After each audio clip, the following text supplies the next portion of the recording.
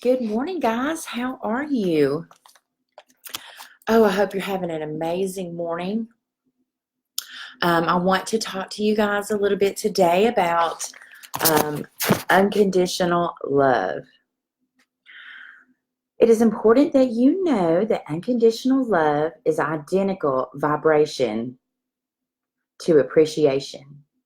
And appreciation is nothing more than pure positive focus. So it can be said that unconditional love is the same as unconditional positive focus. So let's get real. Let's get real for a minute. How many of us are truly, truly capable of doing this?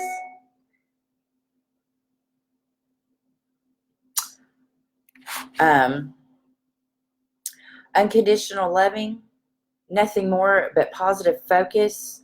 How many of us are capable of unconditionally loving and positively focusing on someone pointing a gun to our head, or someone that could steal a child off a sidewalk and take them and do horrible, horrible, unspeakable things to them? There's not very many of us at all that are capable of that. And this should not make us feel bad. And I'm going to tell you why. Unconditional love is the exact same vibration as true enlightenment. True enlightenment is a difficult, lifelong practice. And for many of us, it could take many lives for us to achieve this. Enlightenment is not a goal that you reach. It is a horizon line that moves us into the future with every new perspective in life that we're introduced to. Unconditional love is a practice. It's not a state we achieve where we stop practicing. We're always, always, always practicing this spiritual principle. There's no retirement from the practice of unconditional love. And the minute you think that you've reached it, you're going to find yourself in yet another situation where you're challenged to find enlightenment, alignment with that spiritual principle. There are beings who achieved enlightenment and unconditional love, and they dedicate their life to being aligned to the experience of it. Just because they have achieved and experienced it doesn't mean that they stay there.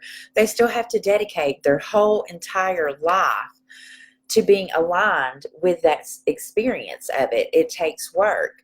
There is no such thing as a person who is permanently in a state of enlightenment and unconditional love.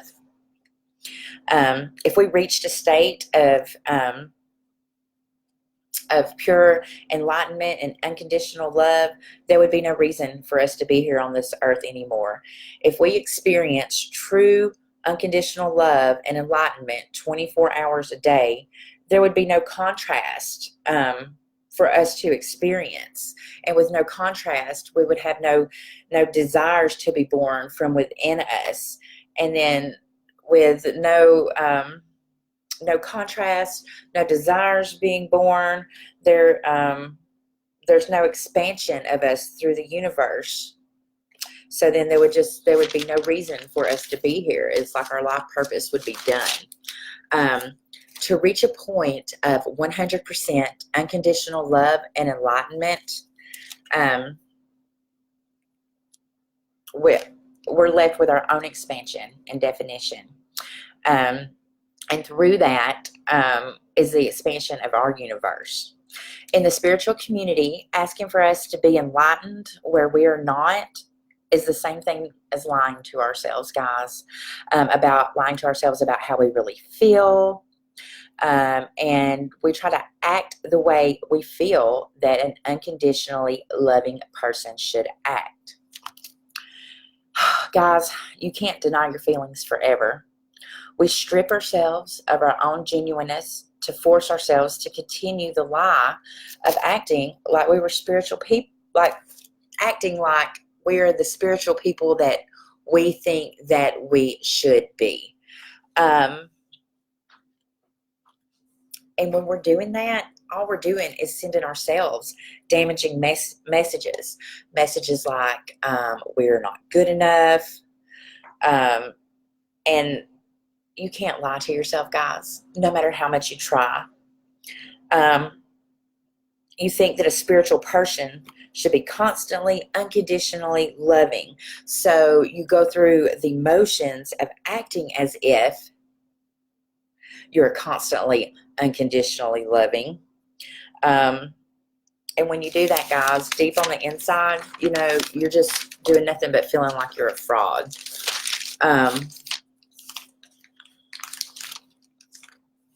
We maintain what we feel we need to be to come across as that we are unconditionally loving, and that we maintain unconditional love. And the truth is, guys, that none of us are truly unconditionally loving. If we were, that would mean that we've reached the state of true enlightenment. We wouldn't be here. When you reach the state of true enlightenment, where you're constantly plugged in 24 hours, you're vibrating so high that what that would do, it would take you out of this earth and into the next realm. If you reach the state of true enlightenment, then your purpose here on this earth is done.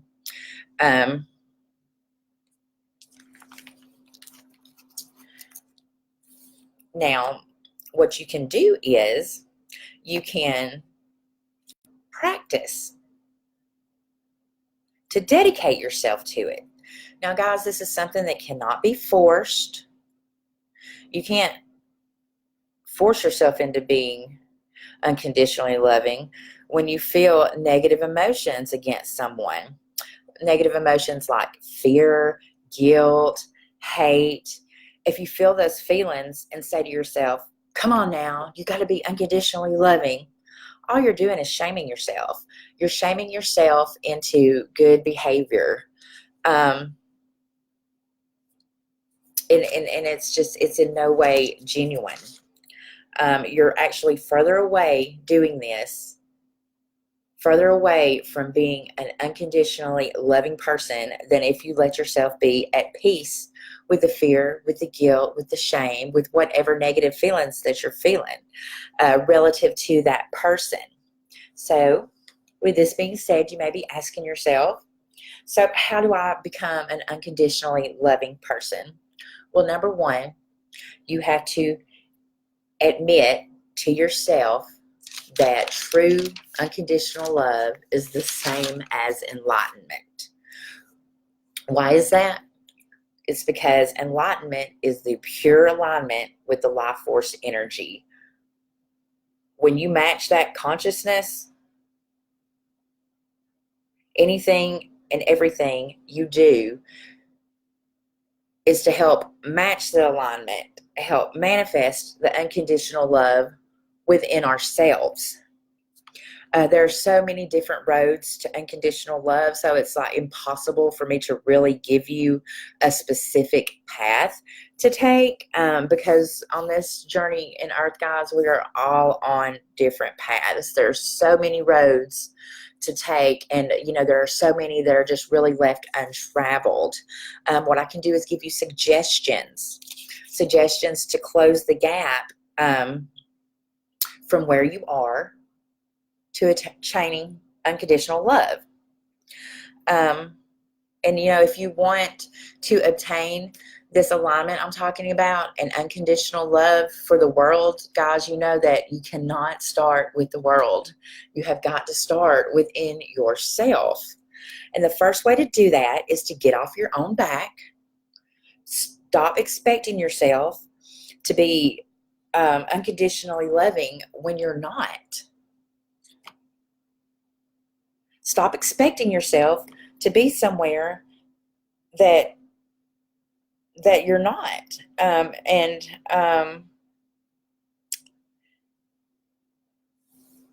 If you're constantly measuring yourself to a destination that you haven't made or reached, all you will do is continue in your mind to highlight your shortcomings. And highlighting your shortcomings is not unconditional love. It's not unconditional love for yourself, and it's really nothing even positive. Instead, it's self-hating. You're giving yourself the message that where you're at is not okay. And another thing is that unconditional love often becomes the excuse to keep ourselves in harmful, painful, and even abusive situations. Let's just say that someone is being emotionally abusive to us and hurting us. We see that that person is hurt, and that's why they're hurting us. And we tell ourselves to unconditionally love that person. So what that does is it keeps us staying in a situation where we're being hurt, where we're being abused. This isn't unconditionally loving to ourselves. And ironically, it's not even unconditionally loving to them. If we stay in abusive situations, we aren't loving ourselves or them either. Remember, loving and caring about another is fostering and supporting their growth, not co-signing their bullcrap.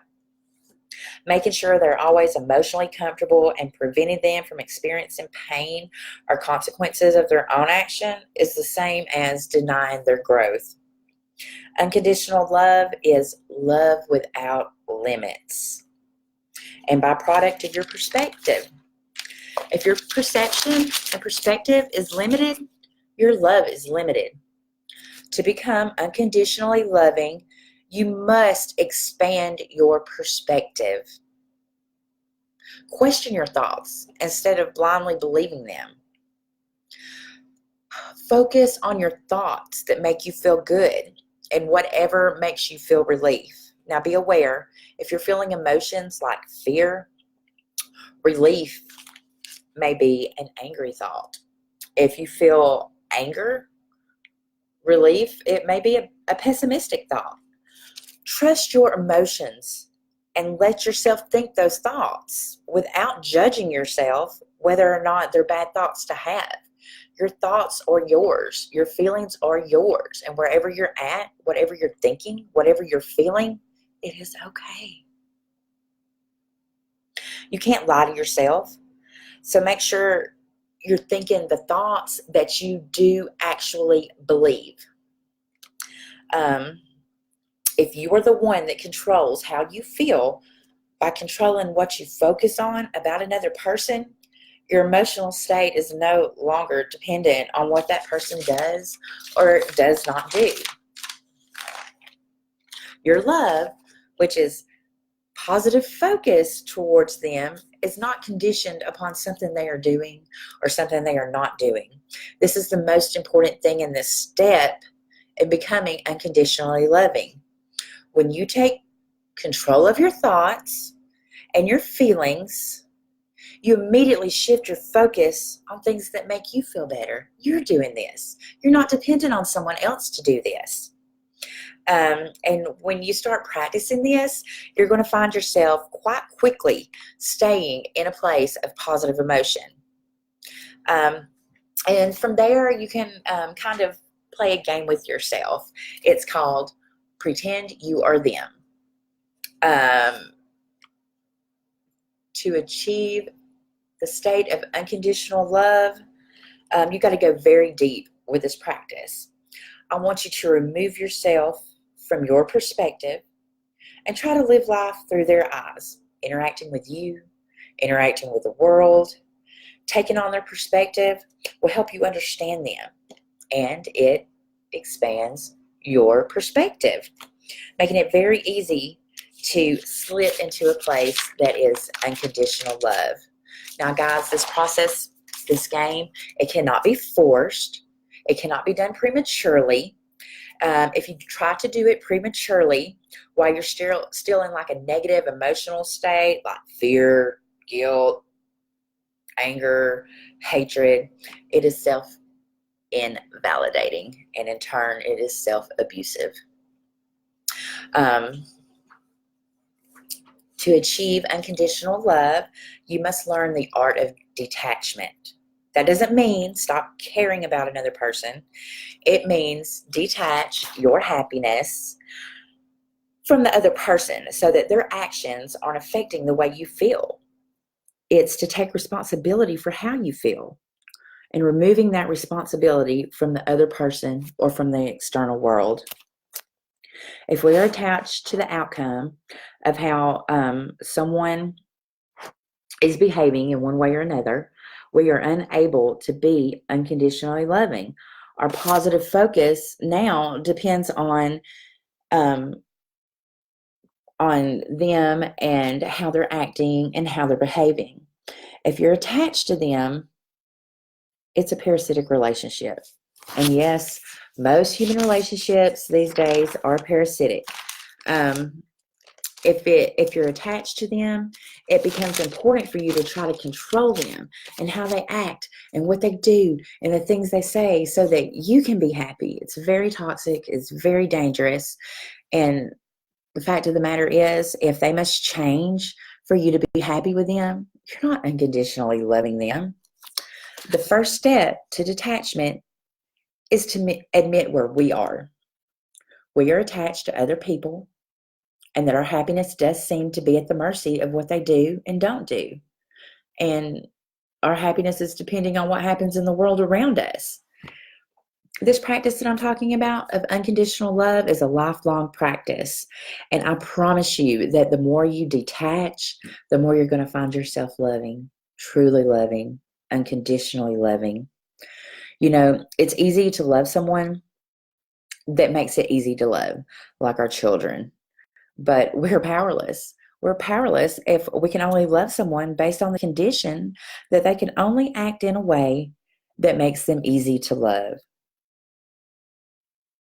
Unconditional love is a state of being in true alignment. To unconditionally love to love someone conditionally, what you're saying to them is, these parts of you make me feel good about you. These parts of me make me feel bad about you. So I'm going to need you to make, I'm going to need the parts of you that make me feel bad about you to just go away so I can feel good when I look at you.